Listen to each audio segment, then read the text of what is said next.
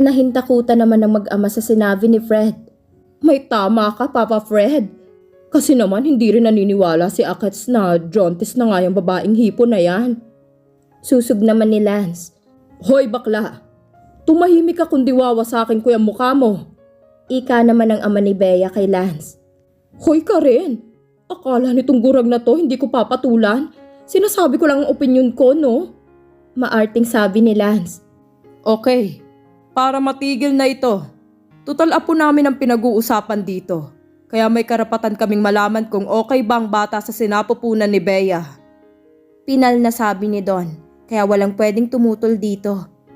Masama ang tingin ni Fred sa mag-ama dahil nakakasiguro na siyang hindi buntis si Bea. Tulad ng sinabi sa phone at walang nangyari sa kanila ng gabing malasing siya pagkat nakatulog ito. Doc, umpisahan mo ng kuhanan ng pregnancy test si Miss Bea. Utos ni Fred sa family doctor nila. Suko naman si Bea. Wala na itong magawa dahil kasama ito ng mama ni Fred sa isang kwarto na pagsusurian sa kanya. Gusto man niyang kausapin ng doktor upang palabasing buntis siya. Hindi niya magawa pagkat andun ang ina ng binata. Matapos makuhanan ng ihi at dugo ang dalaga, pinalabas na ito ng doktor. Naiwan naman ang ina ni Fred kasama ng doktor sa kwarto na naghihintay ng resulta. Hindi naman mapakali sa kinauupuan ng ama ni Bea na para bang maiihi na sa tensyon at hindi malaman ang gagawin. Maging si Bea ay ganun din. Iniisip ang maaaring idahilan sa binata. Hoy Linta, bakit parang hindi ka mataing pusa dyan? Natatawang sabi ni Lance. Siguro nga Linta rin ang laman ng tiyan mo at hindi bata. Abay nahihilo ng beauty ko sa kakalakad mo. Taas kilay na sabi ni Lance. Kanina ka pang bakla ka. Baka balang araw pagsisihan mong katabilan ng dila mo. Banta naman ng ama ni Bea. Hoy, gurang na panot. Hindi ako natatakot sa'yo. Dahil pag may ginawa ka sa akin, lagot ka sa daddy ko. Siya lang naman si Major. Baka ikaw pang ipasalvage kung makita mo. Sabi ng baklang naiirita sa ama ni Bea. You mean, ikaw ang anak ni Ruel ng Task Force Eagle? Gulat naman na tanong ng daddy ni Fred. Exactly po, Tito. Kilala niyo si Dad? Tanong ng bakla. Hindi lang magkakilala. Best friend ko pa. Nagkalayo lang ang landas namin nang madistrito siya sa ibang lugar. Turan nito, kapag daka lumabas na ang mama ni Fred at ang doktor. Madilim ang mukha ng Donya at tumingin ng masama kay Bea. Iho, negative ang result. Wika ng doktor. Galit naman si Fred na lumapit kay Bea. Bakit ha? Anong karapatan mo para guluhin ang buhay ko ha? Pag may mangyari lang masama sa mag-ina ko, magtago ka na. Ika ni Fred kay Bea. Anong motibo mo para guluhin ang pamilya ko at ang buhay ng anak ko, Miss Bea? Tanong ng ina ni Fred na halatang tinitimpi ang galit. Lumapit naman ang ama ng dalaga sa anak at sinampal ito. Ah! Hindi ka na nahiya. Binigyan mo lang ako ng kahihiyan sa pamilya. Uuwi ka sa bahay na umiiyak at sasabihing buntis ka. Hindi naman pala. Kunway sabi ng ama ni Bea. Pasensya na po sa ginawa ng anak ko. Kahit sinong ama pag nakitang agrabyado ang anak, sigurado po ako na ipagtatanggol niya ito. Anang ama ni Bea. Bakit mo nagawa ito, Bea? Tanong ulit ni Fred. Akala ko buntis ako kasi hindi pa ako dinadatnan. At saka mahal kita, Fred. Dahilan naman ni Bea. Kahit kailan hindi kita kayang mahalin dahil sa ugali mo. At iisa lang ang babaeng mamahalin ko. At walang sino mang makakapagpabago nun, kahit ikaw. Kahit totoong buntis ka at kahit may nangyari sa atin, hindi pa rin ako pakakasal sa'yo dahil si Angel lang ang gusto kong makasama habang buhay. Ani Fred kay Bea na napaluha sa painsulto ni Fred sa kanya. Itigil ng usapang ito. Ikaw, Cardo, mag-report ka sa opisina bukas. At kahit pabuntis ang anak mo, tuloy pa rin ang kasal ng anak ko at ng padre ko. At wala kang karapatan na manduhan ako sa aking gagawin tulad ng ginawa mo kanina lang na gusto mong ipakasal ang anak ko sa anak mo. Makapangyarihang sabi ng Don. Samantalang kanina pa pala nakikinig si Angel dahil nagkamalay na siya. Naramdaman niyang bumukas ang kabilang pinto kaya bumangon siya upang umalis na sana dahil masakit ang ginawa sa kanya ni Fred. Dinig na dinig niya ang pinag-uusapan ng mga ito. Nagsisi na naman siya dahil balak na naman sana niyang umalis ng walang paalam. Pasensya na po sir. Magre-resign na lang po ako. Ika ni Cardo, ang ama ni Bea. Ngunit may nabuo na namang plano sa isip niya dahil sa pagkapahiya nilang mag-ama. Bukas natin pag-usapan yan, Cardo. Makakaalis na kayo. Pagtatapos lang doon, bigla namang natawa si Lance. Kita mo nga naman, hindi lang pala linta kundi isa pang makating ligad. Stupida, makakaalis ka na. Ani Lance dito dahil inis na inis siya kay Bea. Umalis ang mag-ama na masama ang tingin sa bakla. Sisi, gising ka na pala. Hay, spongga, magiging ninang na ako. Tili ni Lance nang makita si Angel sa pinto at tumakbo upang yakapin ang kaibigan. My gosh, malapit na akong kumarga ng bata. I'm so excited na. Sabi ni Lance na hindi mailarawan ng tuwa. Ano bang pinagsasabi mo dyan? Tanong ni Angel, ngunit kay Fred nakatingin. Nagkamot naman ng ulo si Fred dahil gusto sana niya na siyang magsabi kay Angel. Ngunit nauunahan na siya ng mahaderang kaibigan nito. Babe, okay ka lang ba? Sana hindi ka galit sa akin, babe. Magiging magulang na tayo. Magiging daddy na ako. Sabi ni Fred at niyakap si Angel. Lumuluha naman si Angel dahil sa kakaibang emosyon na nararamdaman. Masayang masaya siya. Babe, magpapaliwanag ako about kay Bea. Sabi ni Fred. Shh, hindi na kailangan. Narinig ko na lahat kanina. Sabi ni Angel na nakangiti. Congrats sa ating lahat dahil sa bagong anghel na darating sa buhay natin. Masayang sabi ng Donya. Sandali, hintayin niyo ko at may kukunin ako sa kwarto. Paalam nito na nagmamadali. Pagbalik niya may kahita siyang dala at ibinigay kay Fred. Anak, engagement ring namin ng papa mo. Ibigay mo kay Angel. Masayang utos ng ina. Kinuha ni Fred ang kahita at binuksan. At lumuhod siya sa dalaga at hinawakan ng kamay. Babe, will you marry me? At least, wag mo na akong tatakbuhan ha? Sabi ni Fred. Nagpo-propose ka ba o nag-uutos?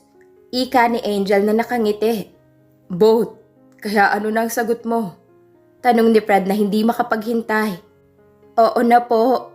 Ngayon pa ba ako tatanggi magiging mommy at daddy na tayo? Sabi naman ni Angel. Isinuot ni Fred ang singsing at hinalikan ng nobya.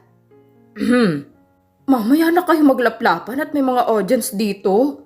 Saway ng bakla na ikinatawa ng lahat. Ikaw talaga panira ka ng moment. Sabi ni Fred kay Lance na nakangiti. By the way Lance, invited ang daddy mo dahil isa siya sa magiging ninong ng anak ko. Nasasabik na rin akong makita ang kaibigan kong yon. Ika ng Don. Ho? Tito naman, paano na ako makakapagsuot ng gown sa kasal ni Sisi? Hindi ako papayag. Nakabusangot na turan ni Lance. Ikaw bata ka, baka gusto mo akong umumbag sa'yo at magsabi sa daddy mo na binabae ka. Pananakot ng Don. Oh, ayun na nga, oo na, invited na siya. Si Tito naman hindi na mabiro. Sabi ni Lance na pinatirik ang mata. Tita, moment ko na sana may umepal pa. Bulong ni Lance sa Donya na ikinatawa nito. Hindi na pinayagan ni Fred na umuwi si Angel sa bahay nila. Uy Mare, ingatan mo yung aanakin ko ha. Ako kaya kailan magkakaroon ng baby? Excited na akong malamanan ng pula ang matris ko, day. Sabi ni Lance na kinontra naman ni Fred. Hoy Lance, ikaw magtigil ka nga dyan. Baka mamaya maging bakla pa yung anak ko. At saka kailan pa nagkaroon ng matris ang lalaki? Sabi ni Fred na pinigilan ng mapangiti dahil sa sinabi niya. Babataas ang kilay ni Lance. I hate you, Papa Fred. Ikaw ha? Ang sama mo. Uuwi na ako. At hindi na magpapakita pa sa inyo. Nagtatampong sabi ni Lance. Nilapitan naman ni Fred si Lance at inakbayan. Si Kumari naman pusong mamon pala. Kala ko dibdib mo lang ang monay. Pati pala puso mo tinapay. Ika ni Fred na nang aasar. Ayoko na talaga, walk out na ako. Sisi, kalimutan mo na ako. Nakangusong sabi ni Lance at nag-umpisa na magmarcha papunta sa pinto. Inihintay naman nilang lahat kung tototohanin ni Lance ang sinabi niya. Napatay ang mag-asawa na magulang ni Fred nakatingin kay Lance na kumikembot papunta sa pinto. Kapag daka huminto ito na nasa malapit na sa pintuan. Uy Sisi, hindi mo ko pipigilan na umalis? Okay lang sa'yo? Sabi ni Lance na lumingon kay Angel. Kung papapigil ka ba bakit hindi? Hani naman ni Angel na nakangiti. Tatawa-tawa si Fred. Ikaw talagang bakla ka. Ang dami mong kalokohan. Dito ka na mag-dinner. Yaya niya kay Lance. Talaga? Sabi ko na nga ba mahal mo din ako, Papa Fred. Ika ni Lance na lumapit kay Fred na akto sanang yayakapin. Oops, sis, pag-aari ko na yan, kaya wag mo nang pagnasaan. Sabi ni Angel na humarang kay Lance. Starfish ka naman, Sisi. Kahit isang saglit, hindi mo ako pinagbigyan. Ika ni Lance sabay irap kay Angel. Natatawa naman ang lahat sa kalokohan ni Lance. Samantala, inimbitahan naman ng mag-asawa ang ama ng dalaga upang doon na mag-dinner sa kanila at mapag-usapan na rin ang kasal nila Fred at Angel. Habang kumakain sila, pinag-uusapan nila ang kasal at gaganapin nila ito sa lalong madaling panahon habang hindi pa umuumbok ang tiyan ni Angel. Babe, masaya ka ba sa nalalapit na kasal natin? Tanong ng binata sa nobya. Oo naman babe, mahal na mahal kita. Kahit anong mangyari, ikaw lang, wala nang iba kong mamahalin. Sabi ni Angel na yumakap sa binata habang sila ay nasa garden. Ikaw babe, baka pag lumaki na ang tiyan ko o kaya baka pag may anak na tayo, ipagpalit mo na ako. Sabi naman ng isa. Hindi mangyayari yun babe. Dahil ako'y pag-aari mo. Sabi naman ni Fred sabay halik sa dalaga at tinugon naman ng isa. Babe, tara sa kwarto. Baka hindi pa kumpleto si baby. Kumpletuhin na natin. Baka wala pa siyang paa. 2 paa yun, kaya 2 round din yun. Natatawa't pilyong sabi ni Fred. Kaya kinurot naman siya ni Angel. Napaka-pilyo mo talaga. Sabi ni Angel. Aray babe, parang kagat ng langgam yung kurot mo. Baka akong paglihian mo babe. Okay lang sa akin. Para mana sa akin si baby. Sabi ni Fred sabay hipo sa impis pang tiyan ng dalaga. Paano babe kung si Lance ang mapaglihian ko? Tanong ni Angel. Napahinto naman si Fred sa paghihimas ng tiyan ng nobya. Pag babae, okay lang. Pag lalaki, ibibitin ko ng patiwarek. Seryosong sabi ni Fred. Joke lang babe. Sabi ni Angel at humalik sa binata. Nakaka-addict ka babe. Gustong gusto ko yung labi mo. Ika nito na marahil labi ni Fred ang pinaglilihian. Tuluyan na nag-resign ng kumpanya ang papa ni Bea at nag-iisip ng plano paano magkapera at makagante sa mga pamilya ni Fred. Lumayas naman si Lynn sa bahay nila nang hindi malamang dahilan at hindi ito makita ng mag-ama. Dumating ang araw ng kasal ni Fred. Dahil parehas na iisang anak kaya binigyan nilang mga ito ng magarbong kasal. Sa kalesa nila isinakay ang bride at ang bridesmaid na si Beth. Napapalamutian naman ng iba't ibang bulaklak ang kalesa. Pati ang kabayo pinalamutian din nila. Inggit na inggit naman si Lance kay Beth. Dahil ito ay nakasakay kasama ni Angel at napakaganda rin ng damit. Samantalang siya nakabarong Tagalog dahil isa siya sa abay na lalaki. Hindi siya makaporma pagkat andoon ang kanyang ama. Pagbaba ng bride sa kalesa, lahat na mangha at napawaw. Dahil sa mala prinsesa niyang gown at idagdag pa ang angking kagandahan na walang maaaring pumantay dito ng mga sandaling yon. Habang naglalakad ang mga abay, may isang abay na hindi pamilyar sa kanila na nakaparehas ni Lance. Tumaas ang kilay ni Lance dahil halata sa kaparehas nito na may gusto sa kanya na nangungunyapit ang kapit sa braso ni Lance na ikinairita nito. Pwede ba lumayo-layo ka nga sa akin? Hindi tayo talo. Mas maganda ko sa'yo, no? Bulong niya sa dalaga na ikinagulat nito at tumingin kay Lance na hindi makapaniwala dahil sa taglay nitong kagapuhan. Natapos maglakad ng mga abay, ang bride naman na naglakad papunta sa groom na hindi mapakali dahil sa kaba na nararamdaman. Relax ka lang tol. Pagpapakalma ni Ron kay Fred dahil ito ang best man. Hindi malaman ni Fred dahil ibang nararamdaman niyang kaba ng mga sandaling yon. Marahil dahil ikakasal siya. Pigil hininga na tinititigan niya ang kanyang bride na kasama ang ama sa paglakad. Nagbigay naman ng galang ang binata sa ama ng nobya nang iabot ang kamay ng anak sa kanya. Napakaganda mo babe, mahal na mahal kita. Ani Fred sabay halik sa kamay ng nobya. Ikaw din babe, napakagwapo mo, mahal na mahal kita. Kahit anong mangyari, sana tandaan mong mahal kita. Sagot naman ng dalaga. Naagaw ang atensyon nila nang magsalita ang pare. Bago po natin simulan, may tumututol ba sa kasalang ito? Tanong ng pare. Naging parang bubuyog naman ang mga nasa paligid. Palinga-linga naman ang isang abay na napansin ng kaibigan ni Angel na si Amy. Miss, may hinahanap ka ba? Saka kaano-ano mong ikakasal kasi ngayon lang kita nakita. Tanong ni Amy dito. Hindi kasi naka-attend yung pinsan ko, kaya ako yung pinaproxy niya. Sagot naman ng babae. Okay. Ako si Amy, ikaw?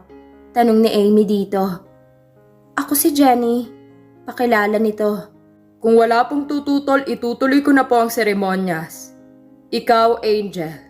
Tinatanggap mo ba si Fred na maging asawa at makasama habang buhay, sa hirap at ginhawa? At hindi ka niya pinilit? Tanong ng pare. Opo, father. Sagot nito sa pare. At ikaw naman, Fred. Tinatanggap mo ba si Angel na mapangasawa? Opo, father. Tinatanggap ko po. Sagot ni Fred na hindi na pinatapos ang pare sa sinasabi. Kaya nagtawanan ang lahat na sumaksi sa kasalang yon. O siya, nakikita ko namang mahal niyong isa't isa at ayaw niyo na akong patapusin sa sinasabi ko. Kayong dalawa ay ganap ng mag-asawa. Sabi naman ng pare, walang mapagsidlan ng katuwaan si Fred at Angel dahil ngayon mag-asawa na sila. Ngunit hindi pa rin natatanggal ang kaba ni Fred kahit sinabi na ng pare na mag-asawa na sila. Babe, nasusuka ako, sabi ni Angel kay Fred. Sandali babe, punta tayo ng CR. Ika ng binata at nagtanong sila. May nagturo naman sa kanila kung saan ang CR. Hinatid ni Fred si Angel sa CR at inihintay niya ito sa labas dahil hindi siya pwedeng pumasok dahil for women's only. Habang naghihintay siya kay Angel, may naririnig siyang umuungol at nilapitan niya ito. Ganun na lang ang gulat niya nang makita niyang isang tao na kilalang kilala niya. Nakatali ito at may takip ang bibig. Amy, sinong gumawa sa'yo nito? Bakit hindi ka nakasuot ng pang-abay? At bakit nandito ka? Sino nagtali sa'yo? Kinakabahang tanong ni Fred sa pinsan, saka kinalasan ng tali sa kamay at paa. Papalabas naman si Angel ng CR. Hinahanap niya si Fred nang may isang abay na babae ang lumapit sa kanya. Kapag dakay ngumiti ito sa kanya at may inilabas na panyo sa bag at walang sabi-sabing nilagay sa may ilong ng dalaga na unti-unting nawalan ng malay dahil sa chemical na naamoy nito. Siya namang lapit ng 3 lalaki at binuhat si Angel papunta sa van sa likod ng simbahan. Sandali! Saan niyo dadalhin ang kaibigan ko? Sigaw ni Lance na sumunod pala sa babae kanina dahil masama ang kutob niya dito. Lalo na nung sumunod sa mag-asawa. Hinablot ng isang lalaki si Lance at presahang isinakay sa van kasama ni Angel. Nang matanggal ni Fred ang busal sa bibig ng pinsan, ay umiyak ito. Pinsan, asan si Angel? May masama silang balak kay Angel, sabi naman ng pinsan ni Fred. Para namang kidlat si Fred na tumakbo sa CR na pinag-iwanan niya sa asawa. Hinanap niya ito ngunit wala na. Takot at kabang nararamdaman ni Fred ng mga sandaling yon. Agad siyang tumawag ng pulis at sinabing nawawala ang asawa. Kinapanayam din ng mga pulis ang pinsan ni Fred. Nagkakagulo ng mga tao ng mga sandaling yon. Hinahanap naman ni Beth si Lance, ngunit hindi niya makita nang magsalita si Amy. Nakita ko siya kanina na sinundan yung babae na proxy daw ng pinsan, sabi ni Amy. Narinig ito ng pinsan ni Fred. Yung babae na yun ang siyang nanguha ng damit ko at sa pilit ang ipinalit ang suot niya sa akin, sabi ni Amy sa mga naroon na nag-aalala sa dalaga. Kung ganon, malamang pati ang anak ko kinidnap nila. Napapatiimbagang sabi ni Major na ama ni Lance. Ninong, parang awa mo na po. Tulungan niyo ako. Baka may masama silang gawin sa mag-ina ko. Makakapatay ako ng tao pag sinaktan nila ang asawa ko. Galit na sabi ni Fred. Gagawin ko ang lahat dahil kasama ang anak ko sa dinukot nila. Kaya sisiguraduhin ko sa kanila na uubusin ko ang bala ng baril ko pag may nangyari sa kanilang masama. Hintayin natin na tatawag ang mga yon. Siguraduhin natin na mapapahaba ang usapan niyo upang malaman natin ang kinaroroonan nila. Umuwi muna tayo sa bahay upang maihanda ang mga gamit at maihanda ang mga tao ko. Ika ni Major. Kung kinakailangan maubos ang kayamanan ko, mahuli lang ang mga demonyong kumuha sa anak ko, gagawin ko. Wika naman ng papa ni Angel. Oho, tara na sa bahay na lang tayo muna maghintay. Sigurado natatawag ang mga yon. Sabi ng mama niya na lumuluha rin. Nagsipag-uwian lahat ng mga taong umattend sa simbahan dahil sa hindi inaasahang nangyari.